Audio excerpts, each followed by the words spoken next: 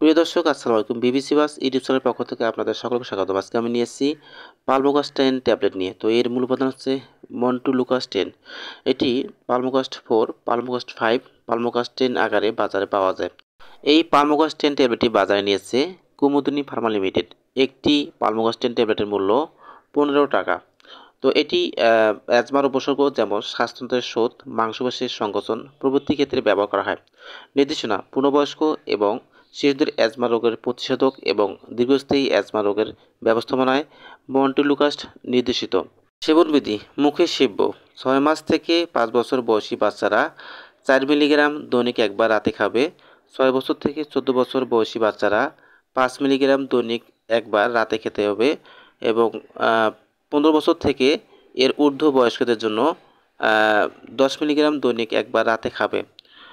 প্রতি নির্দেশনা: মন্টুলুকাস্ট কিংবা এর যে কোনো উপাদানের প্রতি অতি সংবেদনশীল রোগীদের জন্য ইহা প্রতি নির্দেশিত। সতর্কতা: তীব্র অ্যাজমার চিকিৎসায় মন্টুলুকাস্ট নির্দেশিত নয়। তীব্র অ্যাজমার ক্ষেত্রে অন্যান্য চিকিৎসার পাশাপাশি মন্টুলুকাস্ট দিয়ে চিকিৎসা চলতে থাকবে। এক্সারসাইজ সমন্বিত ব্রঙ্কোস্পাজমের চিকিৎসা এবং তার ব্যবস্থাপনায় মনোথেরাপি হিসেবে মন্টুলুকাস্ট নির্দেশিত নয়। পার্শ্ব প্রতিক্রিয়া: পালমোকাস 10 ব্যবহারে কিছু পার্শ্বপ্রতি দেখা যায়, যেমন পরিপাকতন্ত্রে অস্বাচ্ছন্দ্য, শুকনো মুখ, তৃষ্ণা, অ্যানাফিল্যাক্সিস, এনজিওডিমা এবং ত্বকের প্রতিক্রিয়া সহ বিভিন্ন ধরনের অতি সংবেদনশীলতা, দুর্বলতা, মাথা ঘোরানো, মাথা ব্যথা, ঊর্ধ্বশ্বাসতন্ত্রের সংক্রমণ, জ্বর, সর্দি, বেদনা, পেশির বেদনা, আক্রমণাত্মক আচরণ, অস্থিরতা, উদ্বিগ্নতা, কাঁপুনি, হ্যালুসিনেশন, হাইপার অ্যাক্টিভিটি, নিদ্রাজনিত সমস্যা, অ্যালার্জিক রিয়াকশন, কোষ্ঠকাঠিন্য দেখা দিতে পারে। গর্ভাবস্থায় ও স্তন্যদানকালে ব্যবহার: গর্ভবতী মহিলাদের ক্ষেত্রে পর্যাপ্ত এবং সুনির্ধারিত পরীক্ষা নিরীক্ষা করা হয়নি।